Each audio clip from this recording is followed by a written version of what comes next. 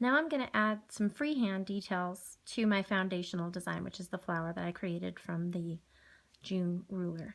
So having this wedge, the space already kind of divided for me, makes it much easier. So I'm just going to come right on through the leaf, plug in a curlicue.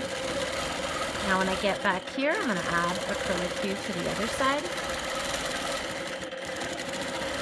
Work my way back. And then I can just travel right on through the design using a straight line to travel. And all that's going to do is add more quilting to my design and make it that much more detailed. I don't worry about having a buildup of stitching in that particular section because I think it looks really neat. Travel back in, travel out. Use the space that's provided for you.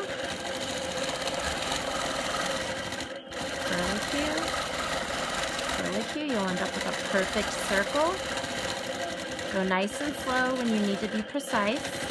Go faster when you have an open curve. That's how you can have better success with free motion quilting, is by paying close attention to your speeds. Fast for the open curves, slow down for the controlled sections. Now I'm going to go ahead and stop before I meet up with these threads and end up with a tangled mess. Back in through here, back out. One more pair of curlicues and I've got a gorgeous design. Now what you could do is you could use this design for blocks, but you could also use it for edge-to-edge work.